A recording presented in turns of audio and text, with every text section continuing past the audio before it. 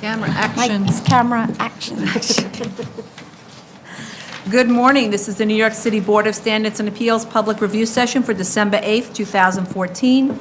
We'll begin with the special order calendar, decision items. Item number 1, 69859 BZ, 2773 Nostrand Avenue, Brooklyn. Okay, with this one, I believe we had asked for a copy of the remedial action plan, and I don't see that we received it. But other than that, we did receive other DEC compliance guidelines. So if the applicant could just give us that today, it would be great. Any other comments? No wrap. Was that a wrap? Okay. Item number 2, 82259 BZ, 1774 Victory Boulevard, Staten Island. Okay, with this one, we had asked for some submissions which were made regarding the sound isolation of the HVAC, tree count, accurate signage calculations, and the DOT crosswalk rules, all of which were provided. So I was satisfied with the response. Any other comments? Item number 3, 20392 BZ, 70-20 Austin Street, Queens. Okay, I didn't have any comments about this. Okay. Anyone else? Continued hearing items. Item number 4, 54556 BZ, 2001-2007 Williams Bridge Road, the Bronx. We were asked to adjourn this for 4 weeks. Item number 5, 19502 BZ, 2797 Linden Boulevard, Brooklyn. We were also asked to adjourn this one. Item number 6, 31806 BZ, 4905 Astoria Boulevard, Queens. Okay. I had a lot of comments about this. So we got an extensive submission on this. We got photos showing new wood fence around the perimeter, the reduced curb cuts to 30 feet on Astoria Boulevard and 49th Street, photos of the restroom and fencing at the rear with the removed wooden fence alcove that was a kind of safety hazard, a statement that the restroom door would be locked because there were kind of nefarious activities going on in there, landscaping plan with additional evergreens shown, a statement that no truck parking will be permitted, a report that the USTs are functioning normally, an analysis showing compliance with the C1 sign regs, a statement that traffic directional signs will be installed, and a statement that the owner wishes to keep the storage container and will cover it in something called T1-11 plywood on the exposed sides and rear and painted to match the side of the building. My comments about this submission are that the photos show debris on the site, and this site has had a history of being extremely messy, so it must be maintained debris-free, and that will be part of the condition of approval. The photos revealed a very decayed iron fence, which looks like that's part of the property, so I'm not sure why that wasn't included as part of the repair. There's also the C1 sign analysis doesn't seem to include those Maverick, Newport, Smartwater, and Blue signs that are shown in the photographs. It only shows 2 pole advertising signs. There are others, and that should be included, or they should be removed. There may be enough area still on the sign analysis to allow that. And then the applicant never responded to our question about the open violations and why the C of O can't be cured. And the applicant also, I believe, was asked to establish, with respect to the tanks, that there were no open spills on the site, as opposed to the tank report, which is just talking about, I guess, the normal day-to-day operation of the filling. They actually look more like receipts from the fillers as opposed to a clean spill site report. And then also the plywood covering over the container. So we talked about this, that I said that I thought if they wanted to have a structure, which ultimately is going to be permanent, it should be a permanent structure and not a container. And covering it with plywood will really just be I'm not sure, a very attractive solution, and certainly will be temporary because it probably won't last. So I would recommend that the structure be made permanent. They build something there. Any other comment? Yes. I know that in the previous hearing, I believe that almost all of us, if not at least the two of us, had made a big comment about how the site should be spruced up given the residential surrounding them. And I think that perhaps the applicant might have taken us too literally and only spruced up the parts of the site that actually bordered residential, which is why the fence, that's still an old iron fence that's in poor condition, has not been fixed, because that's the portion of the fence that actually abuts the commercial. But it still gives, it actually makes the entire site look pretty shabby, even if you do have new fencing along the residential. So I agree with you. They definitely should extend the repair and replacement of the fencing to cover the commercial portion of the site as well. And you're absolutely right that the temporary signage, the blades and the banners should either be included if they're under C1 signage max or taken away. Okay. They have this trash container out near the street, and if they could find a better location, perhaps not right in the middle of the entry to the site, perhaps behind the storage container, that would be better. Anything else, Commissioner Henson? No, just to agree with Commissioner Otley Brown.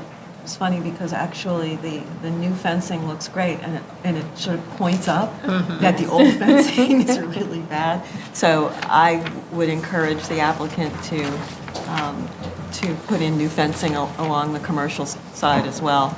And I also would like to get a detail on what the enclosure, the garbage enclosure actually is. I understand covering something with T11, 111 is fine, but it doesn't actually say how it's getting built. It just No. says we'll just make I don't see how you plywood actually, enclosure. it's a metal container, right? Yeah. And I think it's not for trash, I think it's for storage of supplies and things like that.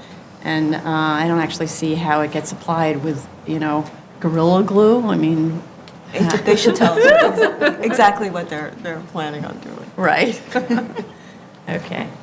Okay, thank you. That's, Appeals calendar, continued hearing items. Item number 7, 278-13A, 121 Barrack Street, Manhattan.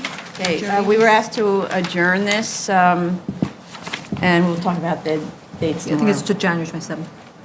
Item number 8, 6114A, 11 Massachusetts Street South, Staten Island. We're waiting for fire department. Right. And we were provided a survey showing the increase of the street to 30, increase to a 30-foot curb to curb width, of the street. So, but we are still waiting for fire department on this. Item number 9, 10914A, 44 Marjorie Street, Queens. We're waiting for fire department comment. And, This is about the loading berths. yes, right, okay. And then in terms of the submission, we received a PW1 showing a change of use, which is an interesting question, showing a change of use to use group 16A, plumbing contractors establishment, further open or enclosed with open storage limited to 5,000 square feet of lot area. In doing a little research on what this company is, it seems it's not a contractor's establishment, it's a plumbing supply company. And so it's not clear how this is a use group 16A. And it wasn't that, and the statement of facts said that the PW1 was issued by DOB. That's not correct. It's something that the applicant, the architect, files, and in this case, it was self-certified, so it's the architect's statement that it's use group 16A. We don't have any way of knowing whether DOB would agree with this use, and so that should be verified because you're completely depending on that for this application. Any other comments? Just also concerning the change of use, I had a question about whether or not they were permitted to have changed that to a 16A, but also it's not clear whether the second floor offices are going to be accessory to this business. they talk about the second floor as if it's sort of a separate thing. So if they could clarify the entire building use, that would be great. New cases, item number 10, 3214A, 2560 Forest Avenue, Staten Island. It's a GCL 35, along with the 7210G. We're still waiting for DOT. Okay, just one second.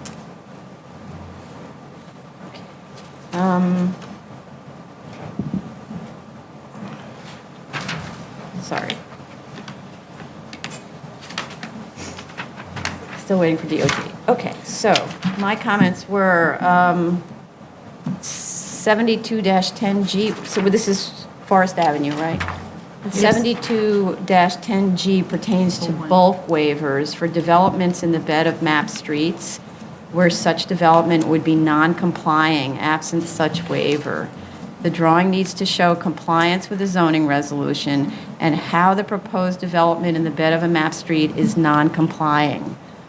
The applicant needs to provide an as-of-right drawing without the development in the bed of the map street and a proposed drawing in the bed of the map street indicating what areas of the zoning resolution are non-complying, including zoning calculations on the drawing and citing to the sections of the zoning resolution. It's extremely difficult to understand this application.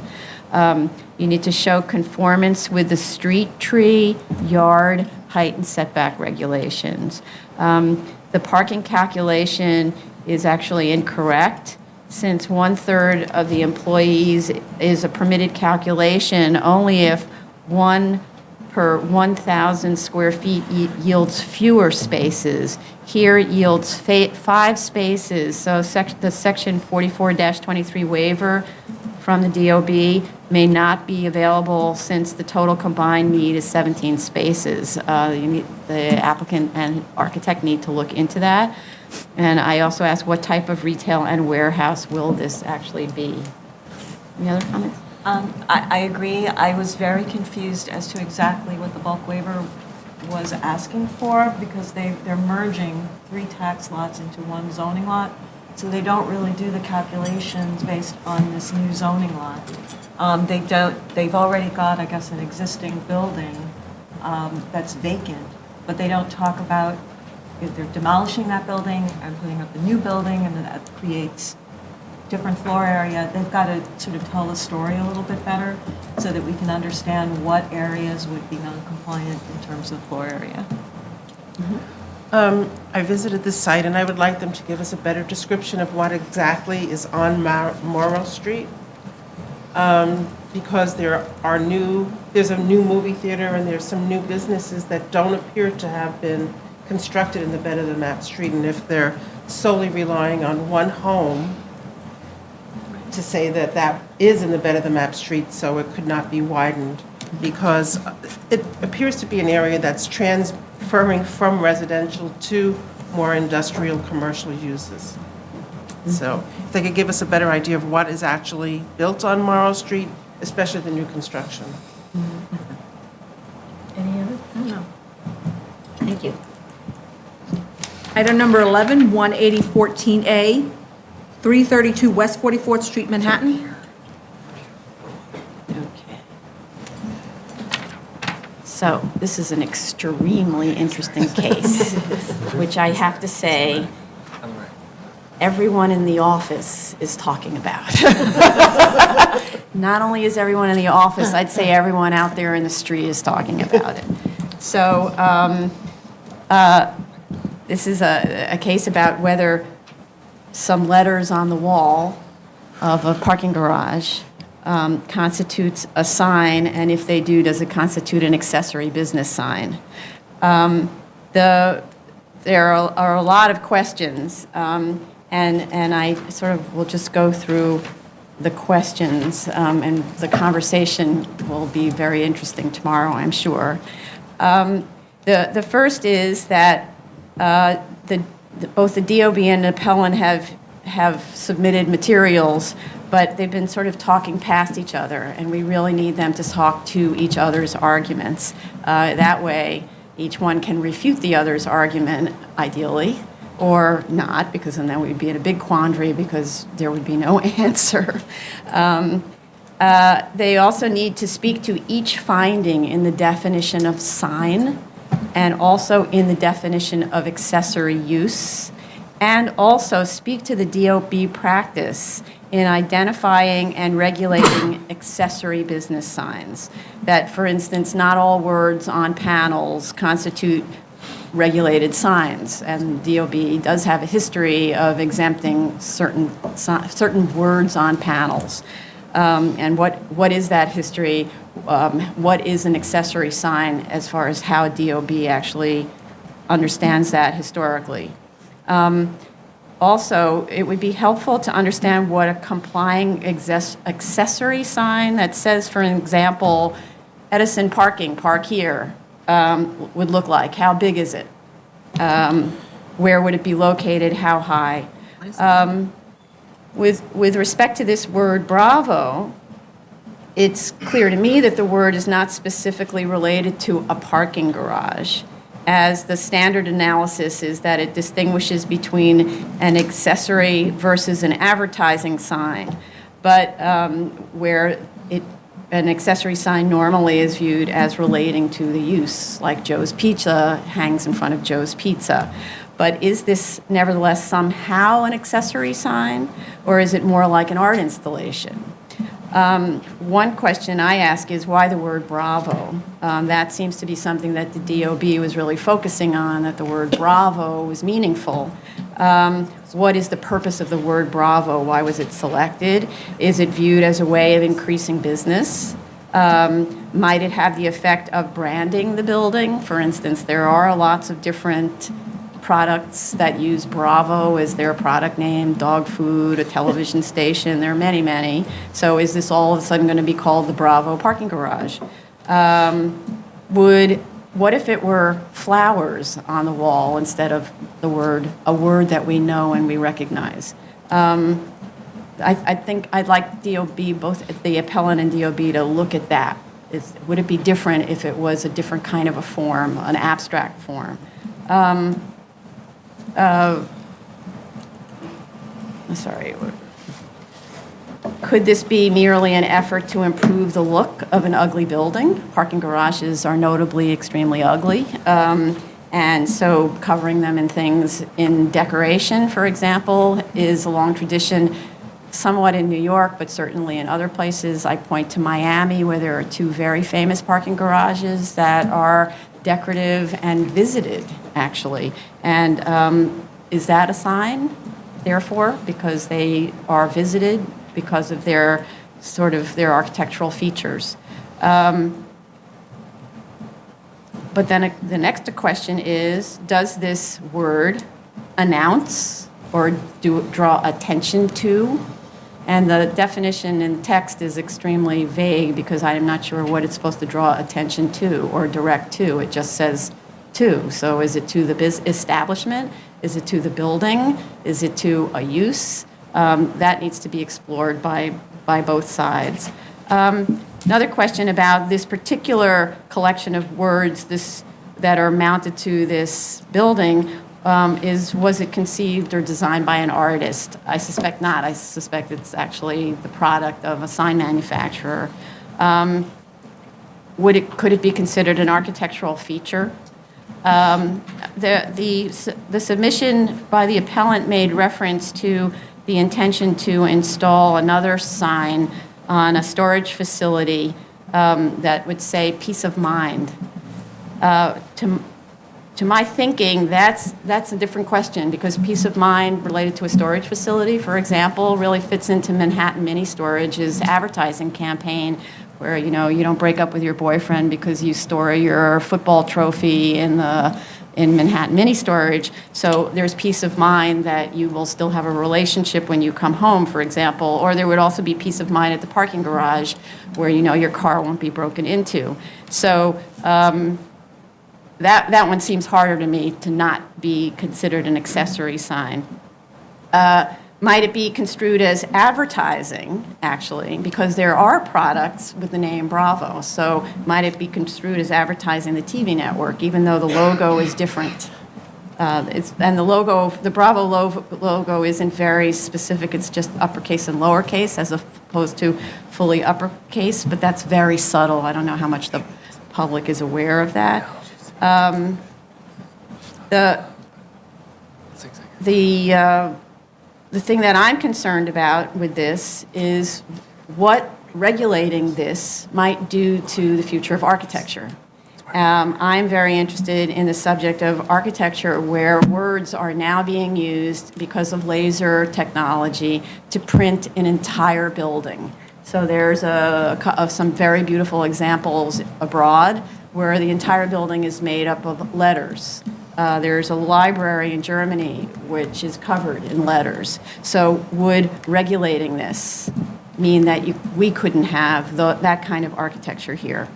The other thing is I'm concerned about its impact on art forms. So if this is a regulated sign, then what about that Steve Power installation in Brooklyn? Is that now to be painted over because it certainly exceeds the area that's allowed for a sign? Or is it exempt because it's painted? But not all our art installations are painted. Many of them are installed. So what does it do to an art installation? And then the question is also in favor of, like the reasoning for the sign installation, for the sign regulations is the prevention of visual pollution. And so what would be the sort of absurd result if this weren't regulated? Would there be then this onslaught of property owners installing words like chair on the front of a building that sells pizza? So the question is really what does this open if it weren't regulated, and what would this close if it were regulated? I do want to hear about those outcomes. And I think that's all of my comments, so. Well, I think I agree with the general thrust of what you're trying to say, which is basically, I think that you're kind of questioning DOB's statement that this is the placement of Bravo in a theater district can somehow connote that parking is something that we all applaud, and this is therefore some sort of an advertisement or accessory business sign announcing that. I think it seems like you might be questioning DOB's interpretation and stating that it might be a stretch to make that connection. And if that's what you're saying, then I agree with you. After reading through DOB's papers, it seems to me that it's a stretch to go from the word Bravo to somehow connecting it with the parking garage and the availability of parking. And therefore, to me, I question whether or not it really is a sign, because it's clear just from listening to you and overhearing others in the office, this presence of the word Bravo on a parking garage is not really disseminating a commonly understood message. And if it's not, because everybody is looking at it and coming out with a different point of view as to what it actually is, then maybe it's not a sign. And so then I also read through the other parts of their papers where they talk about this word Bravo must be a sign because Bravo in other signs actually qualifies as either an accessory business sign or an advertisement for a product. Those Bravo signs that I looked at actually represent products or businesses. And it's very clear then, because the Bravo sign in front of the Bravo supermarket, it is the Bravo supermarket. It's not Bravo, we're at a supermarket, and therefore it's an advertisement or an accessory business sign. So I think those are different. And I would like to see Department of Buildings, if they're going to use those examples, try and dispute the statement that I'm saying when I say that there's a difference here between Bravo, the word. And then I also agree with you to question, is it the fact that it's the word on the side of the building that's making it a sign? What if there were applauding hands, which have the same kind of message on the side of a parking garage? Would that then be a sign? I don't think so. And also, I actually think that that Bravo sign on that hideous building, because the building is ugly, and it also is peppered with a lot of accessory business signage. If you go by there must be about 8 signs saying park here, park fast, park now, park instantly. And, it's like ridiculous. Putting that Bravo sign would actually be an improvement to the building, that Bravo word, I won't say sign. And so I would think of it as perhaps not classic art, but an art installation. I agree with some of what has been said, and I disagree with some other aspects. I think that DOB perhaps has gotten a little lost in the weeds in their arguments. I think that the first thing both the appellant and DOB really need to focus on is what is a sign. So what is a sign under 1210? You have 3 prongs. Look at each of those prongs, answer that question first. It's sort of a decision tree. If you say, come up with, I don't believe it's a sign, therefore, okay, you go to the next decision, which is if it's not a sign, it's not regulated as a sign, we all go home.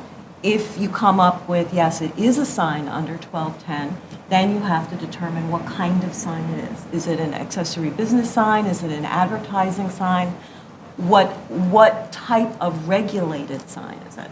So I think DOB needs to sort of come back and reevaluate their analysis so that it goes step by step.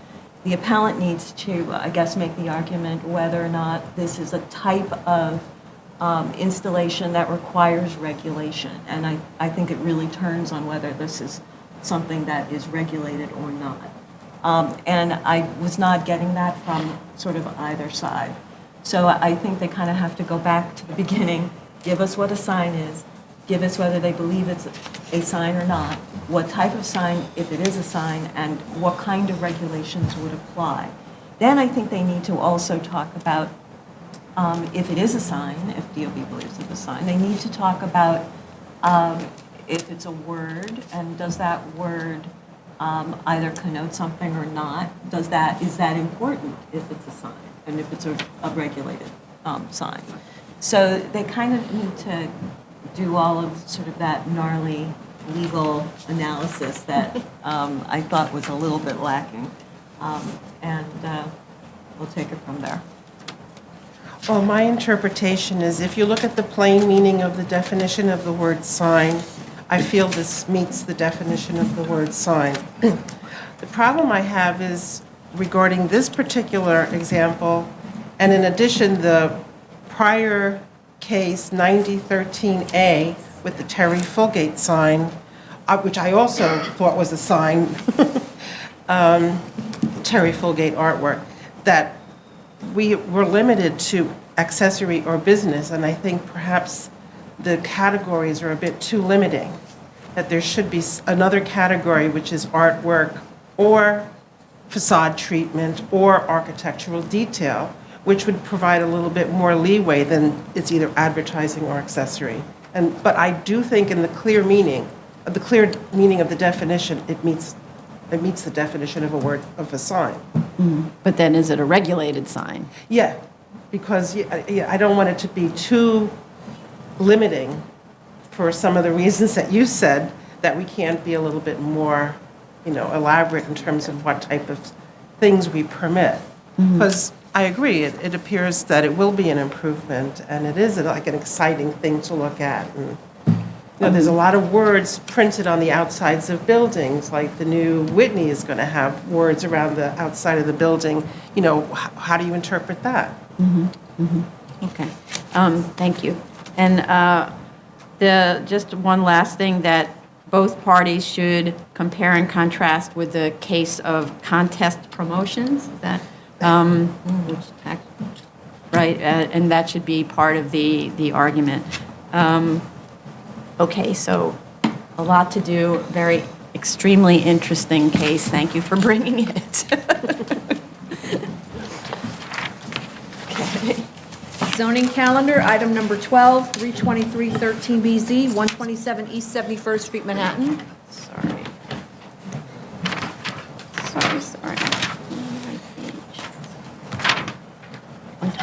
Okay, that one, I think we still have not received LPC approval, is that correct?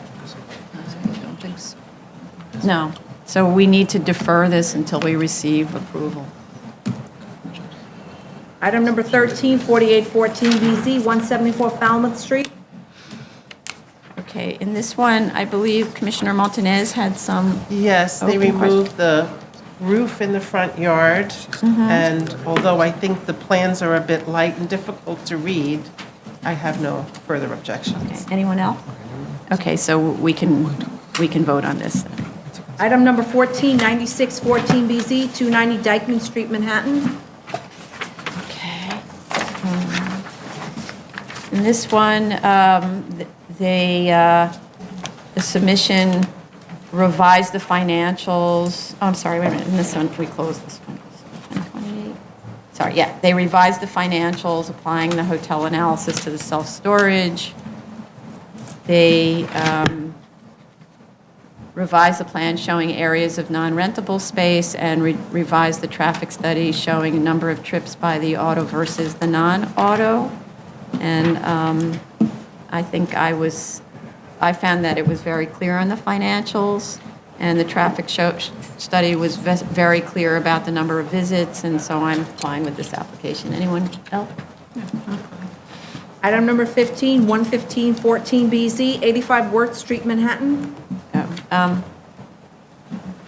We received the fire department submission, and I don't have any other comments.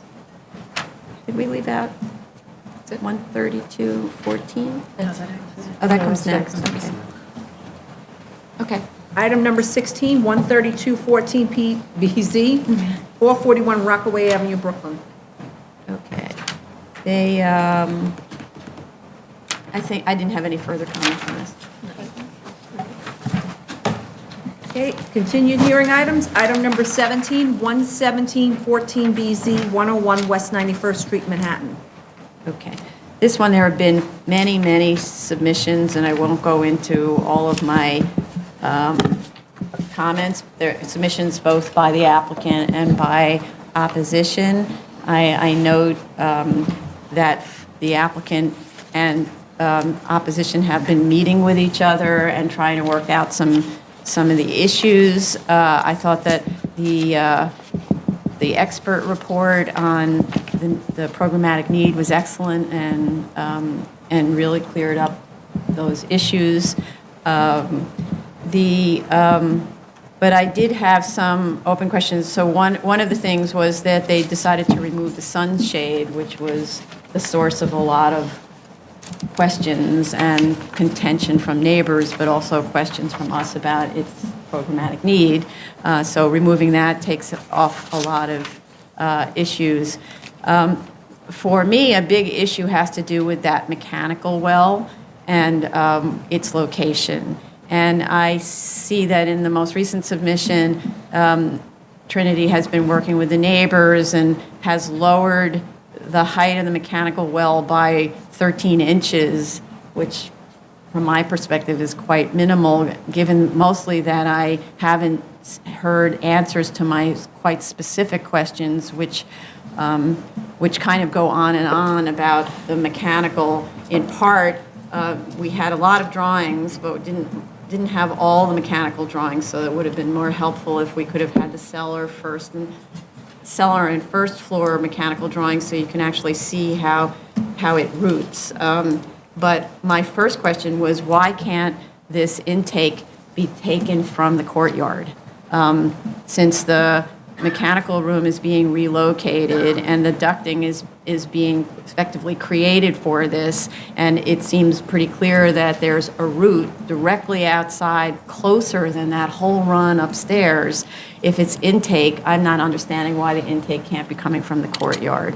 One of the reasons that I say this is because I think at the moment that whole issue about the mechanical vent and the wall and so on opposite the loggia are very inartfully handled by the architecture, and it's actually having a very negative impact, I think, on the on the appearance of the loggia. It's essentially walling it in. And there's a drawing that shows planting within this little 10-foot area. And I mean, we all know about planting in little 10-foot areas. The plants get planted and then they rapidly die and then it just becomes something hideous.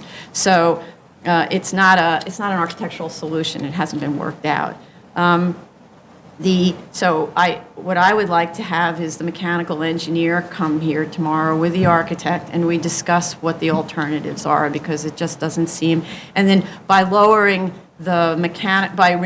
the mechanical vent there, then the roof could be lowered to the level of the loggia, and then you only have 20 feet back. You have the wall now, because the turf apparently does have to be higher, but the argument about this duct is simply that it needs to make a turn and go inside. And again, I don't really understand why it has to be so high.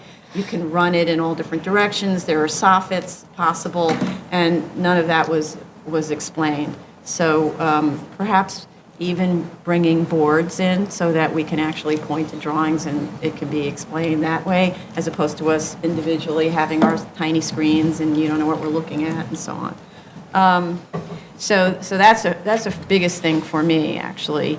And then the other thing, which I learned just from one of the last submissions, was how high the bulkheads are. Because none of the other submissions actually had dimensions on the bulkheads, I realized the bulkheads are actually at the level of the 5th floor apartment.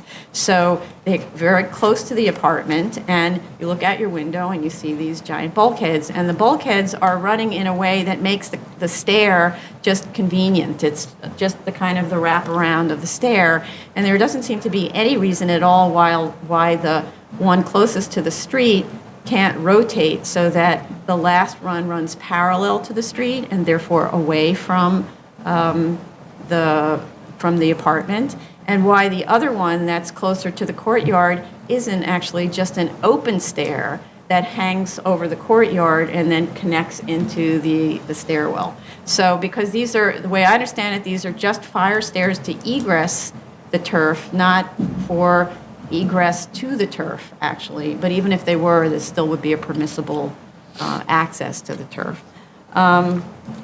So I would like that to be discussed. And then with respect to the parking garage layout, the applicant submitted a statement saying AKRF says that, or let's say the applicant says that AKRF says that the parking with all the cars parked in the aisles is perfectly okay, but I'd actually like to hear from a parking planner about how they do that. Where do the cars go when there's no reservoir space? Are they gonna have to pull them out onto the street? Because they're really clogging all the aisles. And normally when you do that, there's a place to pull and hold cars and then pull those out, and there isn't anything here. So not clear at all how that's going to work. There was a rendering provided from the 7th floor. I thought we had asked for a rendering from the 5th floor, which will be much more impacted by everything. And so I would like to see the impact on the 5th floor. And then finally, there was a comment by a neighbor about handling of trash in the kitchen. And the applicant did submit some comments about how trash is going to be handled in the future, but it sounds like kitchen trash will continue to be just put on the street. And I don't understand that in a school with that many students, how you put kitchen trash on the street. It should be stored in a refrigerated trash storage area on the interior until pickup time. So I know that's not actually part of requested variances, but this is an opportunity to deal with neighborhood issues, and so it should be dealt with. I agree with everything that you've said. I was not really convinced concerning the intake shaft, the air intake shaft, and its placement. I agree that perhaps there's a different solution that could afford a different kind of space off of that loggia. I appreciate that they talk about landscaping, but it's not, at least what they've shown me, it didn't appear that it was something that could be easily maintained, perhaps. So I think if they're going to do something with that space and they're going to make it attractive and they need to have that that buffer, they need to really think about something that is easily maintained and something that is renewable on its own, as opposed to having to rely on someone to constantly have to maintain it. I don't think that that would happen. I agree. I would love to see a rendering of the floor in Trinity House that is most impacted by the structure. And I think they really have to give us the worst case scenario. What does it look like from a fifth floor? Are you going to be, looking into structure? Are you going to be looking into a wall? It's not really clear to me exactly, what that looks like. And I too had questions about the garage and the parking. It's not really clear to me, or they haven't been able to make it clear to me exactly how many spaces they have now, how many spaces they might be losing, or they might be gaining. They're not really telling us exactly how the maneuverability in that parking lot is going to happen. It's clearly going to change from what they have now. So what is the impact of that change to Trinity House and the tenants that use the parking garage? So those were my issues. Commissioner Montanez? Oh, the only thing I would, I think, add is that the opposition has brought up a lot of requests regarding operating conditions, and I think it might be a good time to start talking about what the school is willing to, have conditions on this application be in terms of operating hours of the turf, lighting of the turf, and a number of other issues that have come up. Yeah, actually, that wasn't responded to. That was a question we had, and we haven't heard. For instance, it gets dark now at 4 o'clock. I'm assuming the school will still have activity on a day like today, even though it's kind of cold, but still, you need lighting. And so how long will the lighting be on for? What will be the controls? Where will it be directed? All of that. We do need to know that. We can't be denying that there's lighting. The application indicates that there's, low lighting to get you to the exits, but I don't really think that works when you have kids playing out there. They have to have lighting so they can find the ball. So let's discuss what the lighting really is and then limit how long it's on for. And that will be part of the approval. I'm sorry, anything else? I wasn't really certain about what the spill air is. They're saying that the vents are really for intake and spill air. So is the spill air heated? What will be the actual conditions of this vent area? Is it going to be high velocity air? Is it going to be heated air? If they could just give me an idea of what that's like. I just had a question about the bulkheads, because it seems like now they're going to be having glass walls for some of them. I guess that was an effort to minimize the appearance of the bulk. But what does having the glass walls do to the Trinity House in terms of might noise escape more easily because it's glass and not brick? And also the penetration of the light in the hallways, will that be turned down at certain times? Because those bulkheads still are fairly close to Trinity House. So if they could address that. Great, thank you. Item number 18, 30-12BZ, 14241 Roosevelt Avenue, Queens. We have a request for adjournment. Yes.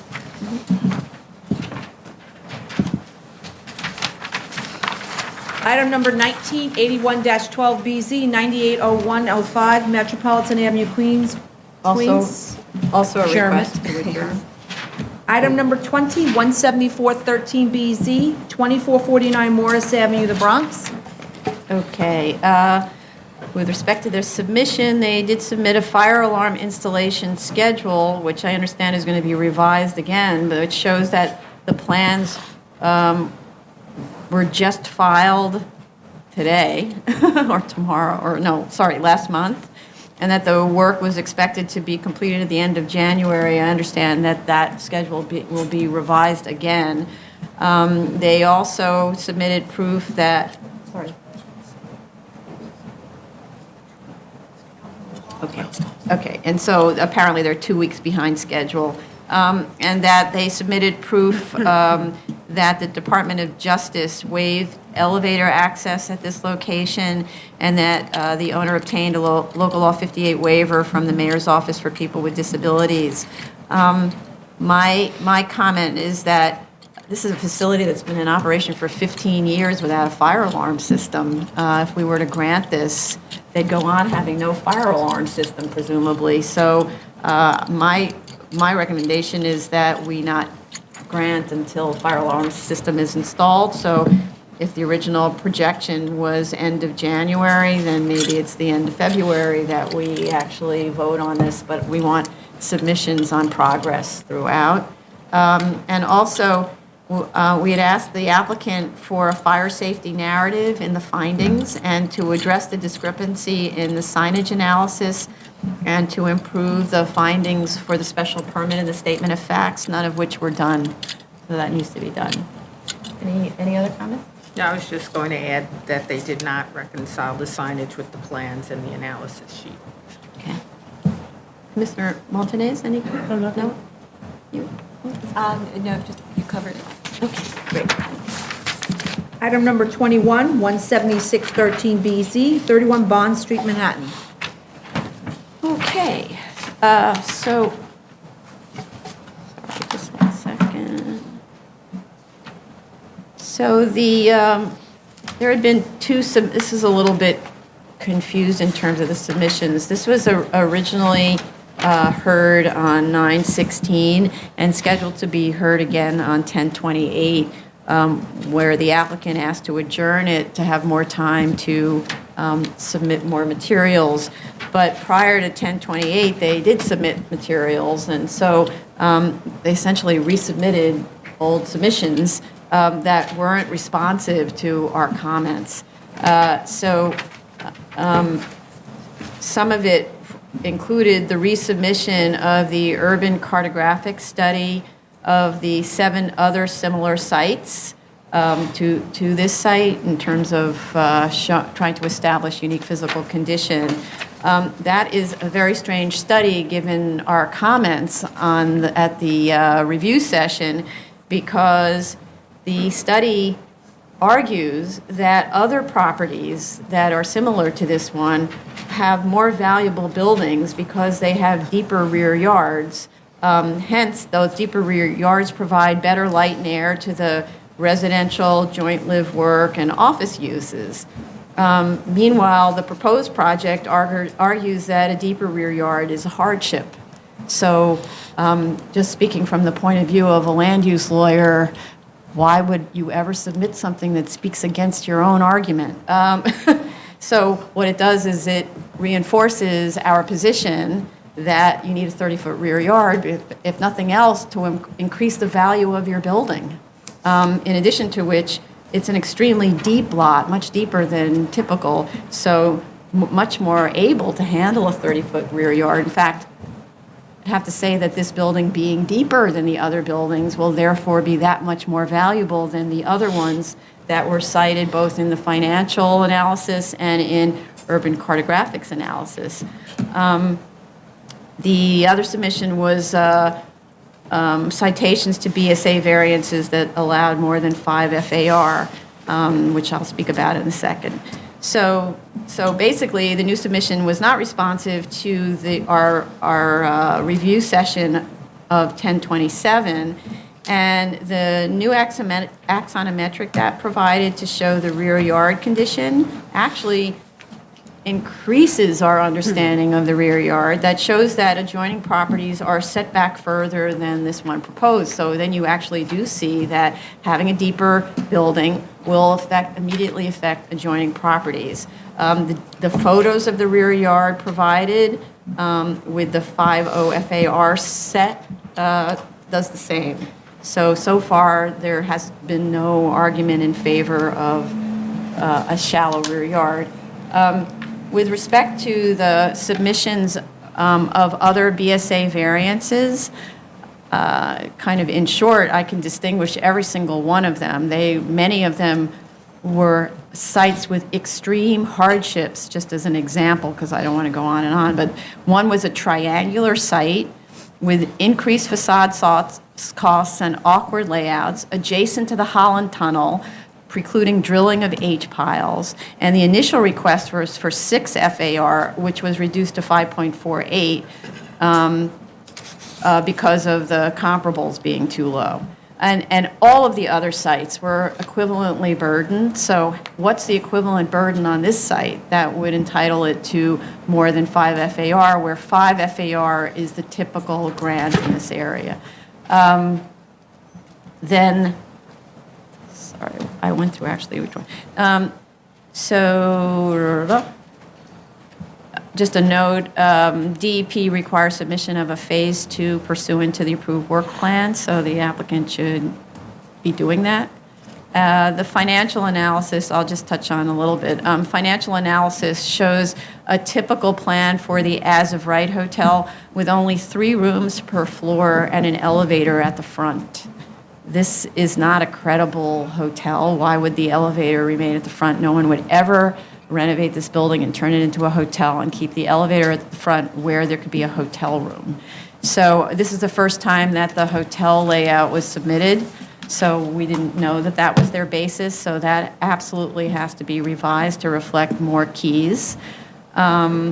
The financials are, with respect to the financials also, I'm still not getting how the selected 2-bedroom simplex units are comparable to the proposed that has a 4-bedroom triplex with a garden and balcony, a 4-bedroom duplex with a sunroom, and a 5-bedroom triplex penthouse with balcony, front and rear terraces, and roof deck.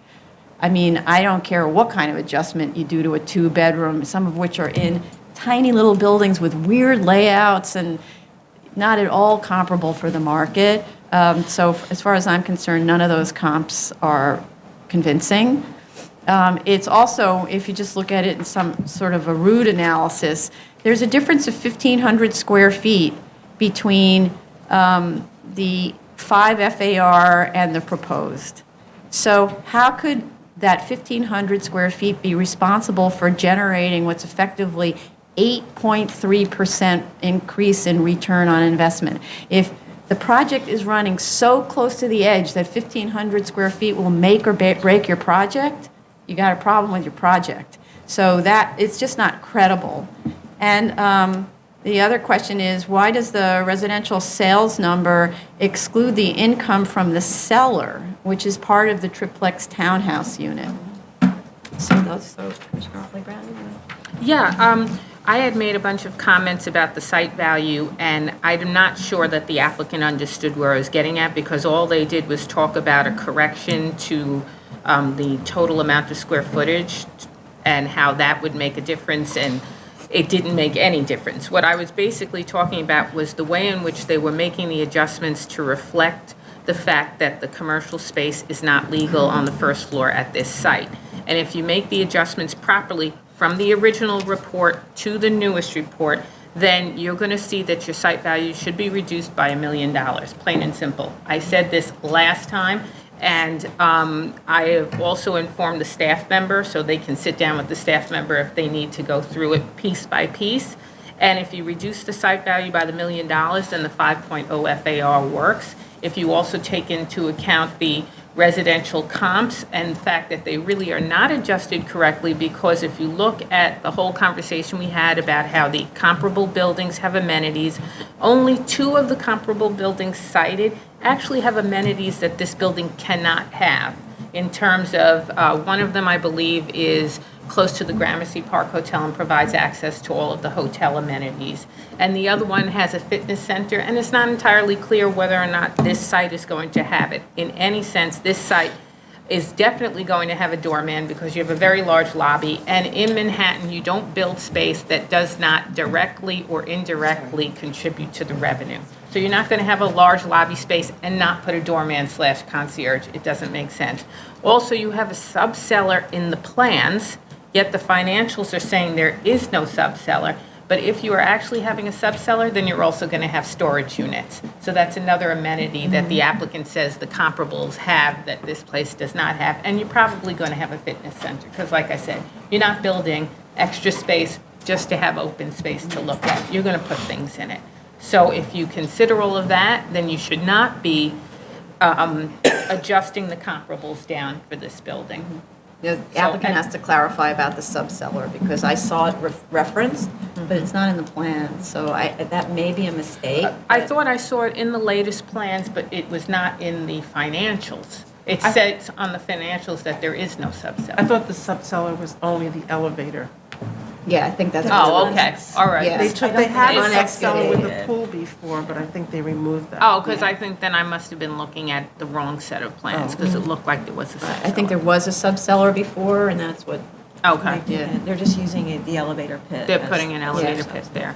Okay, well, still in all, they could definitely have the concierge doorman, Right. which puts it on par with 3 of the 5. right. Okay. I agree with everything that's been said. I was amused by their area study that actually disproves their argument. I think they need to reconcile that. The cases that they present to us as precedent, they don't go into why we made the decisions that we made, only that, we agreed to a certain amount of FAR. So, if they're going to do that, if they're going to take that tack and show us cases that are similar, then they need to prove to us that they're similar. And I agree, I looked at half of them, and then I got sort of tired because I realized that they really they weren't on point with what we're discussing. They also don't discuss that they want us to move floor area to another position in the building. So they don't sort of correlate between those cases that they say are precedent setting and exactly what they're asking for here. I do think that 30-foot rear yard is doable. I was not pleased with sort of how they've arranged showing this staircase and what I assume is some sort of bi-level affair in the rear. I had asked for an explanation of that the last hearing, and it doesn't appear that they've really given that any thought. Also, can they show the adjacent buildings in some sort of elevation? They sort of give us their building all the time, but they never really give us anything that's adjacent in a clear way. So I think, and since they're asking us for additional FAR, could they please justify the cutouts in their floor plates? And the sunroom at the front. And the sunroom at the front. And I agree, the 1,500 square feet doesn't seem to translate into additional, floor area that they need, because if they're making these cutouts and they haven't really given any thought to either making them smaller or putting, it in one area and getting rid of some of the cutouts, I don't see that we should be, it's a nice design, but if you're asking for something additional, I don't see that we should necessarily be entertaining a floor plate that isn't as reasonable as it should be. Well, regarding the FAR, the 5 FAR plans, I didn't really see how just putting in that complying rear yard would change them from 4 bedrooms to 3 bedrooms. I think they could still fit a bedroom in there. And that was a big part of their discussion of why they couldn't do it. And I think we had asked them to look at retail on the first floor. I'm not Yeah. sure, Part of the comps, I think Right. we did, to yeah. see if that would make it a bit more, viable. But these are triplex units, so Yeah, I guess that's they very certainly don't want to valuable. do that. Yeah. And yes, with their 5.4 FAR arguments, all of those cases had a lot more hardship than what we have here, where there's an existing building that's going to be altered in terms of, deep piles and poor soil conditions, and they were in neighborhoods that had higher FARs. So it's not really relevant. Right. Okay.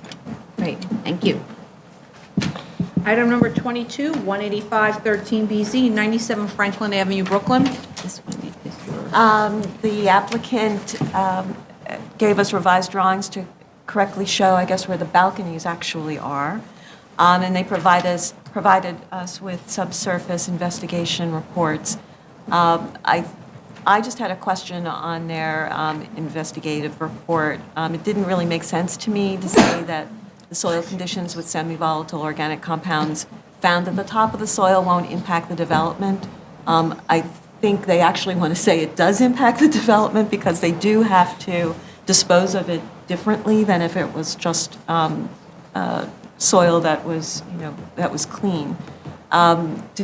Did we have any other Well, comments on the this? Phase 2 report, the conclusions are that they should put in a subsurface depressurization system and a vapor barrier and dispose of the materials properly. So I think we need DEP's, review of that before we close or before we decide. Great. Anything else? No? Item number 23, 18613BZ, 117 Gelson Avenue, Brooklyn. Okay, with this, the submission included revised floor plans and zoning calculations, analysis showing that the balcony as proposed is okay, and that the bedrooms meet code requirements by providing copies of the building code. The note in the cover letter states that the basement, which is only 1 foot below grade, is excluded from the floor area calculation, and cites to a paragraph in the zoning resolution definition of floor area, which actually I couldn't read in the copy I have, but I believe the reference was to paragraph 9 of section 1210 definition of floor area, which excludes certain basement space for 2-story single-family homes.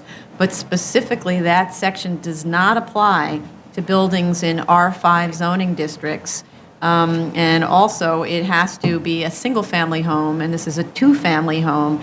So the basement has to be included in floor area, although you do get up to 200 square foot waiver for the parking. So the analysis has to be corrected. Also, the statement of facts needs to be modified with respect to the pre-existing non-complying front yard. You need to verify with the Sanborn map that the pre-existing front yard condition is pre-existing. And those were my comments. You? I have a question as regards the balcony in the front yard. They state that if the front yard is at a depth of less than 12 feet, then the balcony can protrude into the front yard up to half of the depth. And it states in the plans that the balcony is 7 feet 11 inches, right? Then shouldn't the balcony protrude to less than 4 feet and not 4 feet? Because 4 feet is greater than half. So I think they need to revise their plans and shorten the depth of the balcony. And if they could just add a note at the rear about that rear exit stair, that perhaps DOB needs to approve that. It's not clear to me whether they actually got a sign off on that or not. Mr. Montanez, any Nothing questions? else? Okay. Okay. Okay, item number 21, 24, 257 West 17th Street, Manhattan. You didn't say the calendar number, 264. I said 264, didn't I? Oh, I'm sorry, I don't think so. 264 13BZ. Sorry, Okay. it's Monday. So this is the ongoing story with Brick CrossFit, which they're continuing to submit images of the status of the ceiling installation, which is great. So most recent ones I saw were showing the insulation being installed in the ceiling, and they're starting to put in the drop acoustical tile. So that's great, and I understand it's not going to be much longer, like another week or two to complete? Okay. Well, okay, so it might be that they're going to start looking at the flooring installation. And I actually was speaking to an architect about this problem who's designed medical suites where they have equipment that causes enormous vibration, and they ended up using a manufacturer of flooring isolators that is used in the airline industry in areas where they're manufacturing airplane engines. And I've given the name of this product or manufacturer to the project manager, so the applicant should get in touch with him and take a look at that product with their acoustical engineer. Okay. Any other comments? Next case? Item number 25, 32713DZ, 1504 Coney Island Avenue, Brooklyn. Okay. With this one, we had the submission, we asked for a traffic study and received one that shows, of course, no impact on, of the additional uses. The study uses the as of right, no action with a lower parking requirement, therefore a different mix of uses than is the case here. And there was also a statement about this subject of sharing the parking with Pomegranate, which has been the problem here. The applicant correctly notes that zoning resolution section 3646 actually doesn't permit the shared use of accessory parking garages for commercial purposes. So they actually can't offer to share these spaces with Pomegranate. And the only exceptions to that rule are residential accessory parking. The only way you could get around that would be if Pomegranate actually entered into some sort of permanent arrangement with the garage to make it essentially Pomegranate's accessory garage space. There probably is some way that could occur, but that's not the application, and I don't know that Pomegranate has reached out in any way. With respect to the traffic study, I have a lot of problems with it. First of all, the basic assumption. So this isn't a seeker study. This is a study where, for the purposes of the findings, we want to be able to understand what the impact of the proposed project is on surrounding traffic from the point of view of the findings, not seeker. So I'm not sure how using a different mix of uses with a lower parking count is apples to apples in this situation.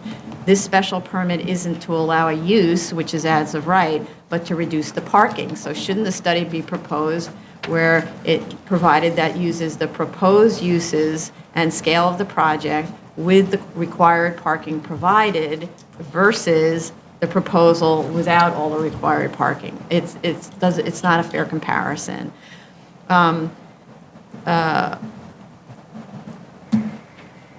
So I note, for example, that the automated system, though I do note about this, that the automated system has 3 elevators with turntables to receive and return vehicles. And according to the parking engineer, can at peak times process 105 to 111 cars per hour, which is significantly more cars than the 80 that are anticipated to be coming and going during peak hours. And in addition, there are 8 reservoir spaces at the entry, which is intended to handle the 30 to 40 second wait time required to load onto the turntable. So that certainly mitigates a lot of the concern about pile up with the parking. I actually went back and looked at all the layers of the submissions, the EAS, there was a parking demand memo, and then there was a comparable parking demand analysis and all of that to kind of sort of track through and try to understand where we are. But the parking data provided in these different submissions needs to be correlated. So for example, the EAS states that peak project demand is midday noon to 2 p.m. weekdays, while the comparative study shows retail demand is 4 to 5 p.m. There's going to be a large retail component here. Also, so that seems to be a disconnect. Also, the same study claims that auto usage rates between the Marshalls area that was also studied and the site is different by either 19%, 22%, or 10%, depending on which sentence you read. And none of those 3 are substantiated with any kind of backup material. It's just a statement. But it's not a very clear statement because I don't know if it's 10% or 22% or whatever. So we need to see the backup data.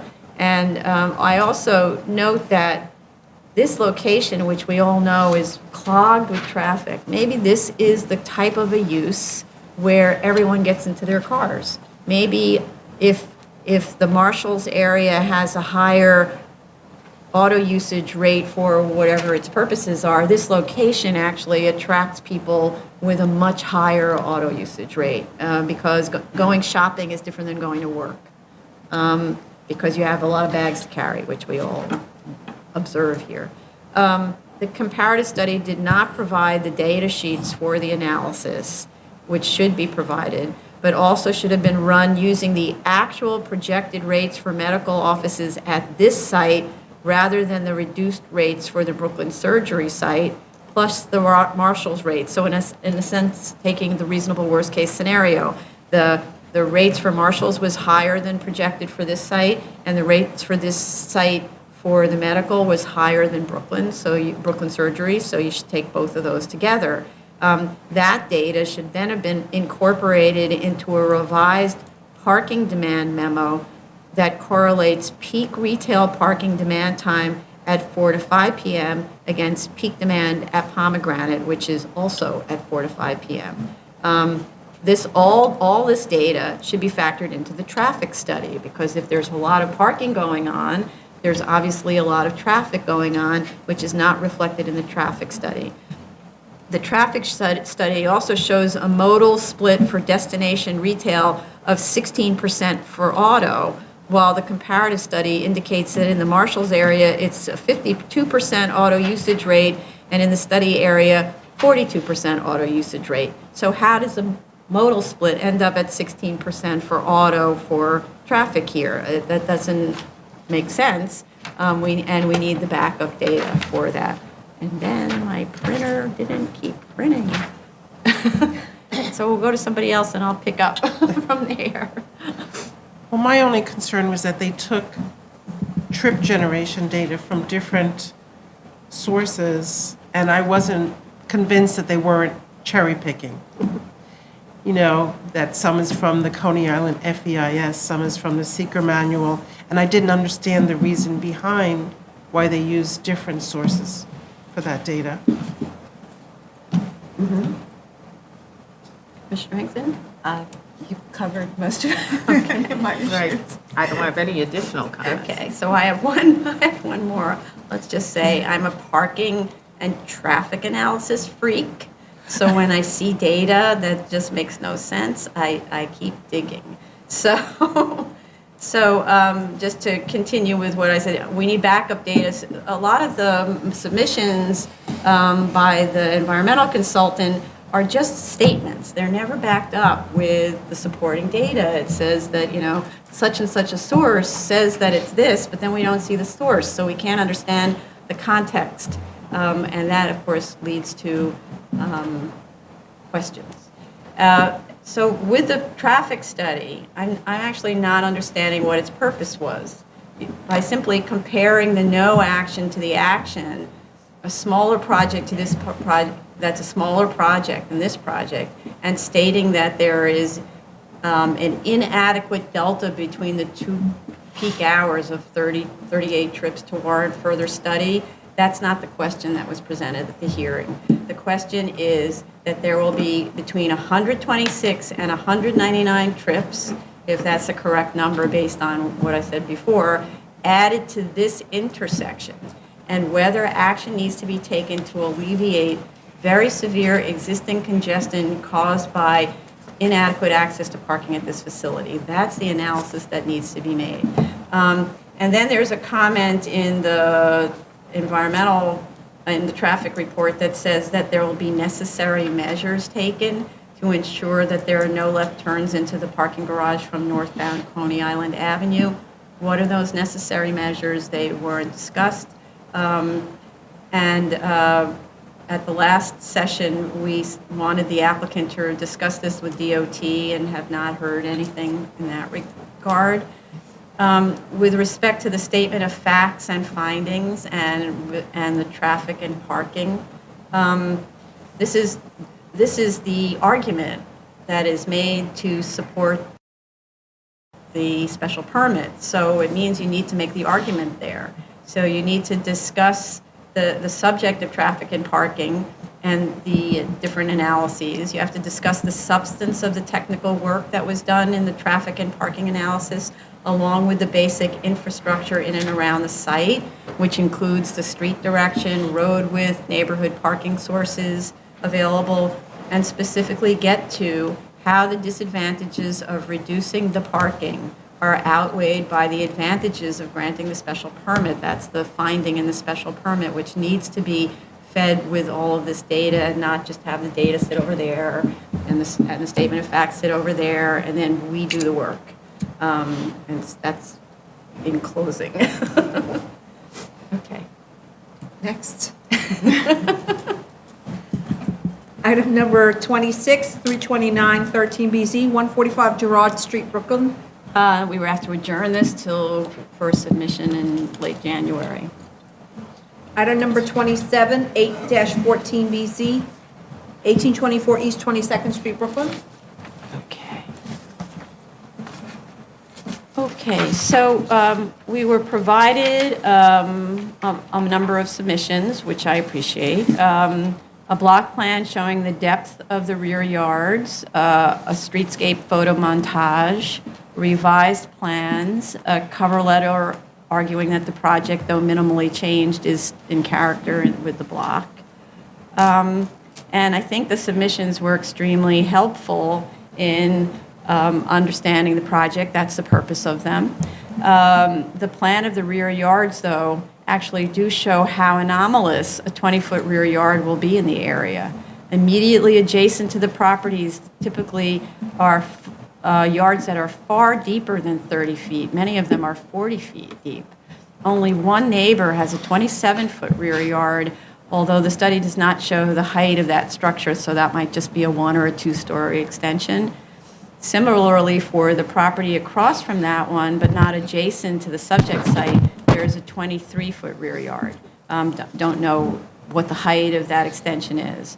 On the entire block, only 3 houses have rear yards of less than 21 feet, and there's no information about whether these shallow yards receive permits for the work. The photos that were provided standing in the rear yard also show that the rear yards are very open here. Many of the deep yards have 1-story garages located at the rear lot line. And this makes a case for a 1-story rear yard addition leaving a 20-foot rear yard, which would not have any effect on the surrounding property, but it does not make a case for a 3-story reduction to leave only a 20-foot rear yard. So if the applicant wanted there to be a 1-story rear yard extension, this I could understand, but I don't see, based on the neighborhood context, that you can justify a 3-story extension that limits everyone else's rear yard. Such an addition would have an extreme effect on the neighboring properties, light and air, which was anticipated when the zoning resolution required a 60-foot interior open space donut, and it's not an automatic grant with these special permits. You have to establish that there's neighborhood character preserved. The streetscape photo montage also shows that the proposal is anomalous against the 2-story with low attics and occasionally 2-story with larger attics, but that there are no huge structures on the tops of the attics as proposed here. The streetscape elevation, the drawing shows the same, as do the photos of the rear yard that look to the rear walls of adjoining properties. So you actually get to see what it's like at the back. To make a case in favor of an application, you walk the block, you take photos, you find buildings that are not atypical, but buildings that are typical, and you photograph around them and you look at how they're massed. And that's how you make an argument that the proposed massing is consistent with those. Don't look at the atypical ones, look at the typical ones. The drawings show that minimal changes were made to the building mass that had really no real impact on the attic structure.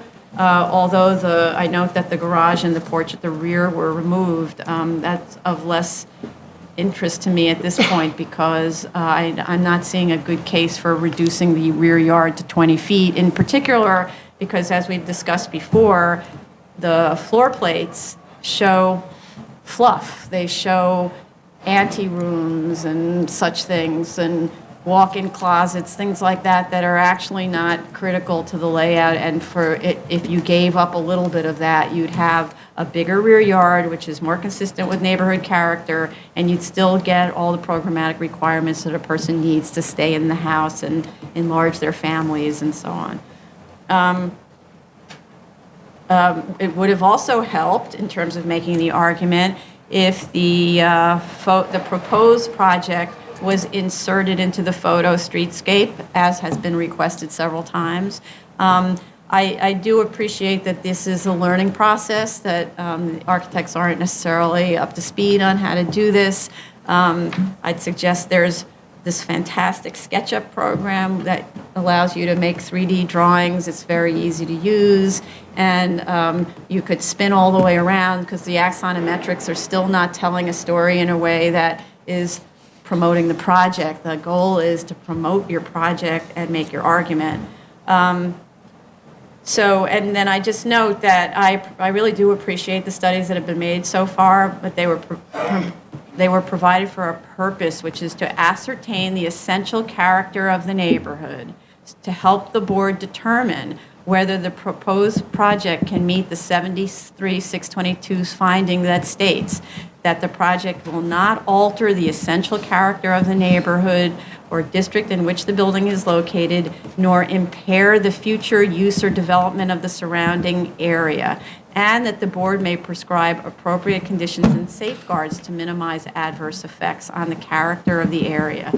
So consistent with this, I note that other applicants for this special permit have modified their proposals to bring the scale of the projects to be in line with the scale and rear yard conditions of the buildings on the block. They don't ask for all. They ask for what they need, not all.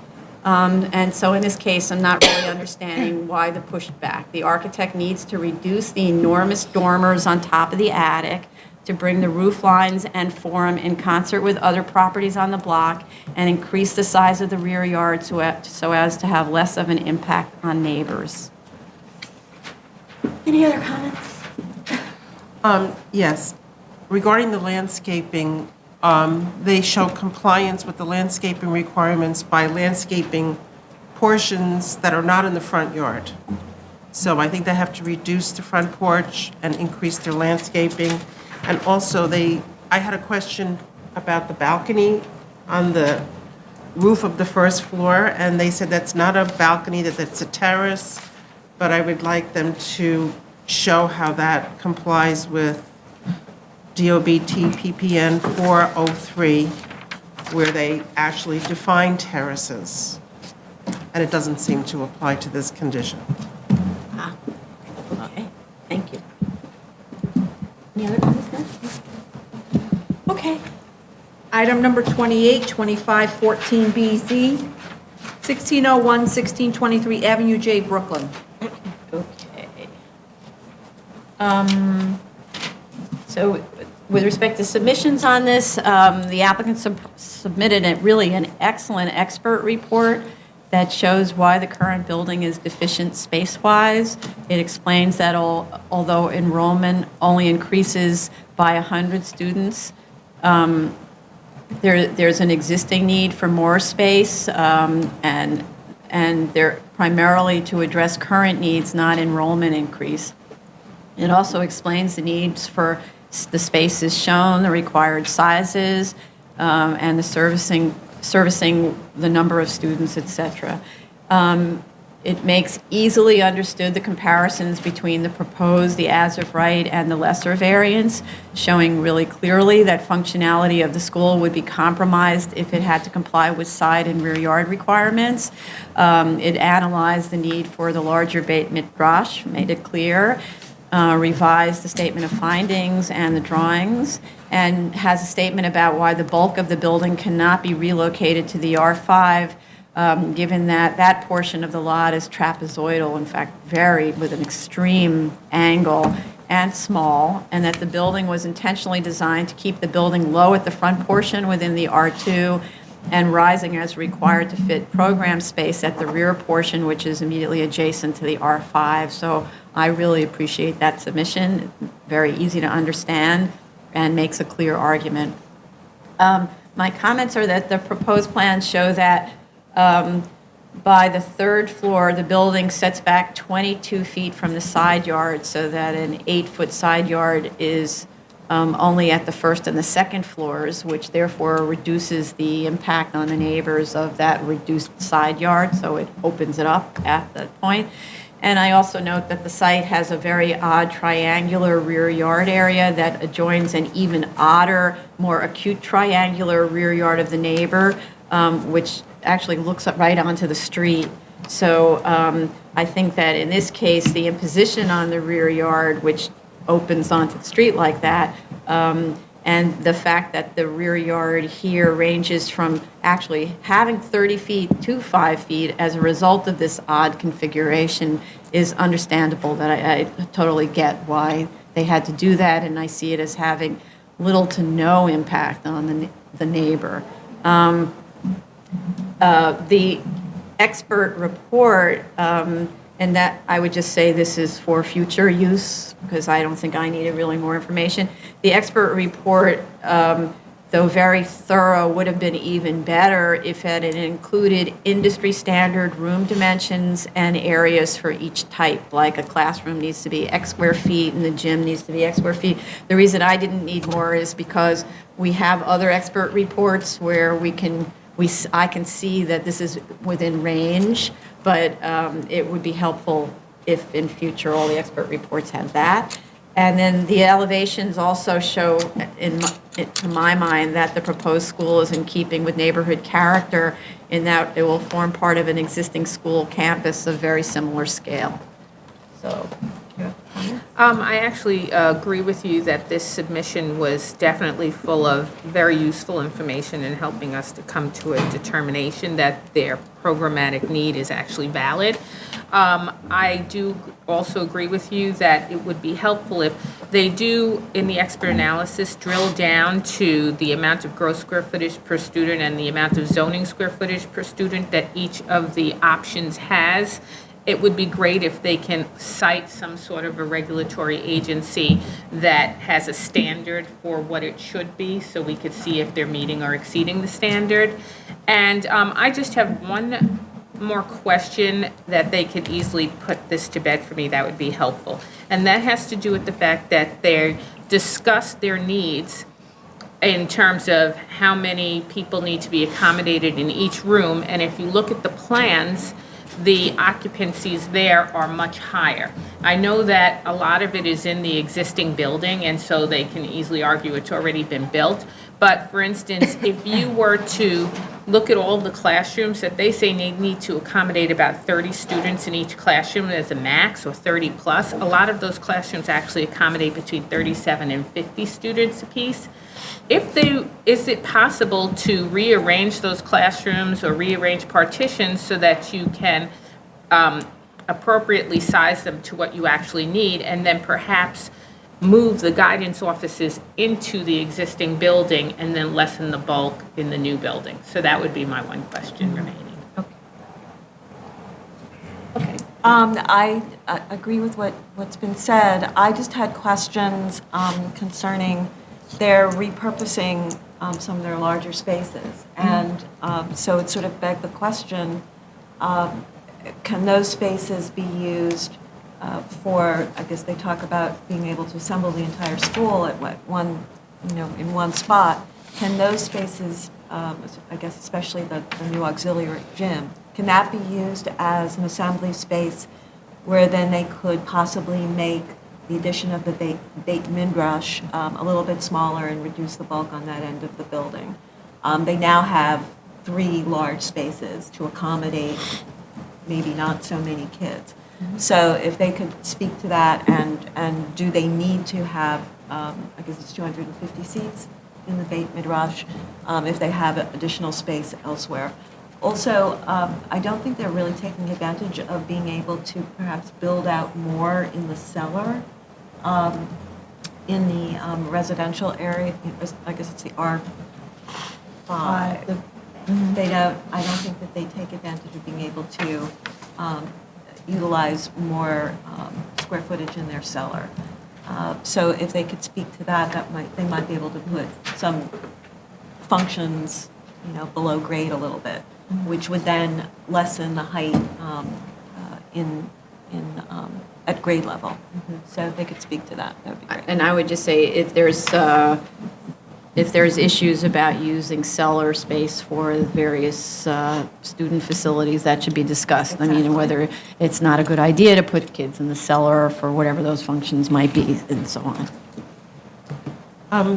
One thing I wanted to point out was I didn't understand why they have all this outdoor space on the third floor on these terraces that sort of overlook the residential property.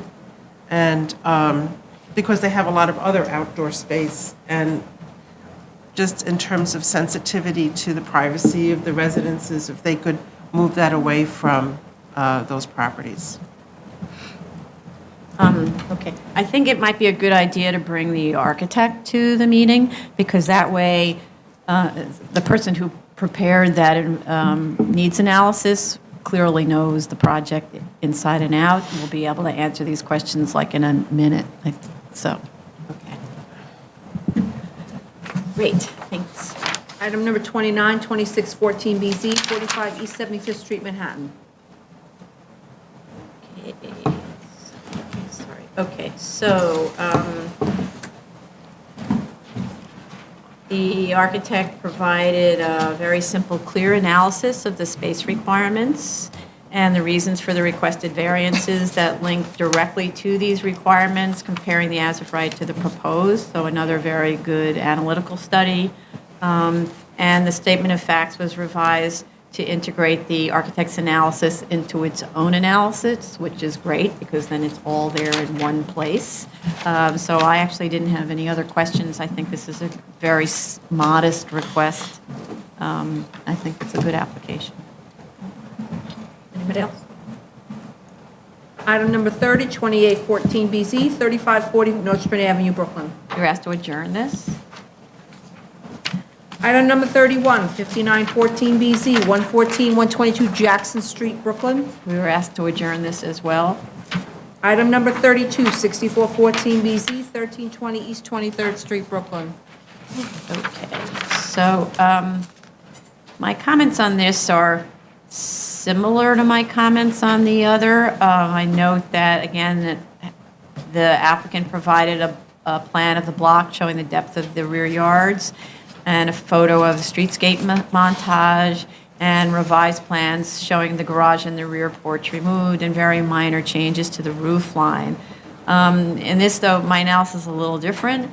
That's why it's so great. Each block has a different character, and so you can learn a lot from these diagrams. The rear yard map shows, again, that a 20-foot rear yard will be anomalous in the area. The existing home already has a 24-foot rear yard, which is similar to its neighbor diagonally across from it. Immediately to the rear of it is a 33-foot rear yard, and adjacent are 30 and 31-foot rear yards. Diagonally the other way is 28 feet. So I'm not sure what the reason is to compromise the rear yard further. It's already 24 feet. Rear yards to the rear and sides have one-story garages at the property line, which again argues for the reduction to 20 feet only at the first floor, and there's a photo that shows that it's actually only a one-story plus the roof line of the garage. The photo supports this understanding that existing reduced rear yard already has affected the neighbors' enjoyment of the central open space. You can see the building pulled forward, and the adjoining properties already are affected by that. Again, the interior floor plans show no programmatic basis for this additional incursion into the rear yard. Why not just stick with the 24? Also, has it been established, because this is something we've been consistently asking for, I want to be consistent here, that the existing two-story rear yard extension was built pursuant to permit? We need Sanborn maps and a permit history to establish this. The photo streetscape on the opposite side of 23rd Street shows a different house type is typical here. So there's different kinds of typical house types. In this case, on the opposite side of the street, there are two-story plus low attics with front dormers, which is different than the other ones where we look at where it's a three-story and the dormers, if any, are on the sides. In this case, though, the roof runs perpendicular to the front dormer in a sort of modified Cape Cod style. So that means that the roof that very high roof can easily conceal floor area behind it. When you look at the photograph up close, you can see in one of them, there's a photograph of the front of this kind of Cape Cod style house, and it shows the side of another one. And the side of the other one has that same roof line, but behind it is stuffed all kinds of floor area. So you could easily fit within the character of the neighborhood and stuff in really all the floor area you can figure out how to do, and it wouldn't be noticeable from the street and would be totally typical of the neighborhood. On the same side of the street, you have another typical type, which exists also on the other side of the street, where there are two stories plus a larger attic level, but subdued side dormers. That's more typical of what we saw on 23rd Street. No, 23rd Street. 1320 itself, the site itself is an example of a typical house. I really recommend that the architect study these classic examples and modify, if he's going to stay with this proposal, modify the impact of the dormers and roof line on the massing of the house to bring it more in line with these typical examples, or might take a look at what the Cape Cod style house is actually offering. I note also that the streetscape study, which shows the FARs on the block, shows that all of the FARs on the block are significantly less than the one that is requested here. So from my perspective, I'm not interested so much in FAR, I'm interested in bulk. If the building bulk is consistent with neighborhood character, then I don't really care what you stuff inside of it because it's not experienced on the street. So this focus on FAR all the time in these studies is actually not helping the argument. It doesn't really get me anywhere. I'd like to just suggest sort of for all of the applications that are being made for this by this applicant, that for the architect to make a stronger study, that and to really come back with a significantly revised proposal, the architect should study the typical building typologies on the street and make a comparison of that typology or those typologies with his proposed design, and also that the proposal be inserted in rendered form into the streetscape. That will help the argument. And again, there's this great SketchUp program that aids in making 3D presentations that he should look at because he seems to be a little challenged in that department. Anybody else? I just agree with you about the rear yard study. I think there are only really 6 out of 39 lots that they show that have rear yards that are under 20 feet. And the average of all of those lots together is like 27.5 feet in depth. So I'm not sure that they actually made their case by showing us that kind of information because it clearly shows that 20 feet is not necessarily. And that's the purpose of it, because we need to understand the neighborhood character. And I note that those yards that are so shallow are all the way at the other side of the block. Yeah. Commissioner Montanez? No, nothing to add. Okay. Item number 33, 9114 BZ, 3420 Bedford Avenue, Brooklyn. This one we were asked to adjourn. Item number 34, 11414 BZ, 2442 East 14th Street, Brooklyn. So the submission, they provided a letter from the architect showing the building meets the 68 building code for light and air, which was kind of an odd thing to submit. They provided revised drawings showing that the distance to the neighboring properties and the problematic garage have been, showing distance to neighboring properties, and also that the problematic garage where you kind of couldn't get in, and you'd be parked on the sidewalk, were removed. I'm not sure what other changes were made. There wasn't any indication of that. And I note that there's always a roof crawl space shown on the attic, and it's included as floor area. I'm not sure that it's actually floor area, so that should be verified because the FAR ask is large, and this would reduce it, so why count it if you don't need to count it? I just note that the drawing shows the building as proposed will be only 3 foot 8 inches from the adjoining property on one side. That's really close. And 10 feet 3 inches on the other side.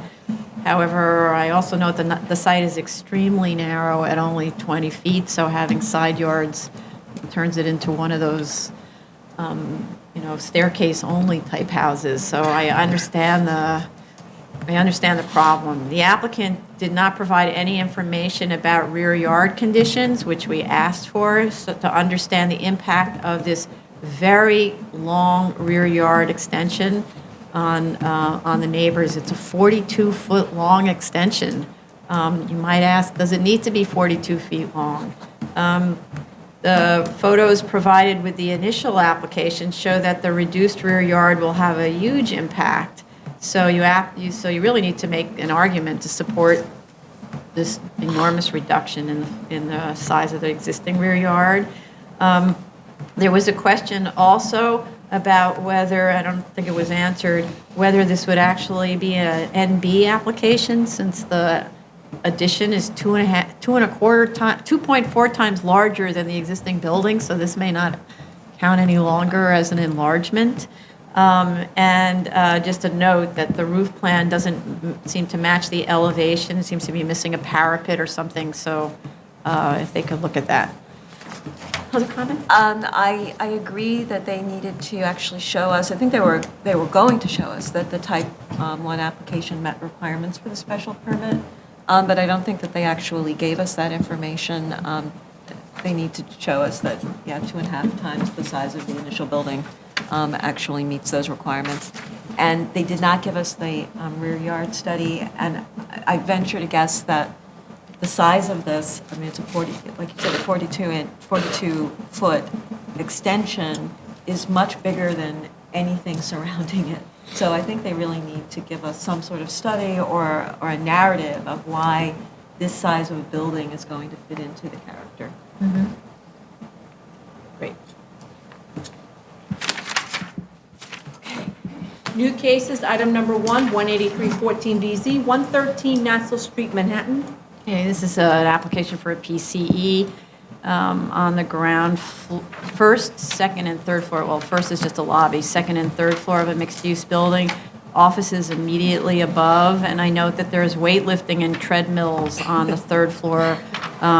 So that's right underneath the offices, and those are the noisy things. So there was a comment that because it's not residential, they're not going to make any special efforts to isolate vibration and so on, but you actually need to, because an office, if you can imagine, would be a drag to work in if all day long you're hearing clanging and music and so on. So the applicant needs to speak to us, maybe bring an architect, about eliminating the nuisance to the office use above caused by vibration of machines and noise, other kinds of noises, by providing proper acoustical and vibration isolation on the ceiling and the floors. Anybody else? Just also, if they state that there is no apartments till the 7th floor, then they just need to correct their statement, page 3, that basically states the studio is a double height space and will include construction and insulation measures designed to prohibit transmission of noise or vibration from the studio to adjacent apartments on the third and fourth floors of the building. So they just have to pull that out. Okay. This concludes the December 7th, sorry, the December 8th review session. Great, thank you. So how do you predict now? We went over. It's going to be like till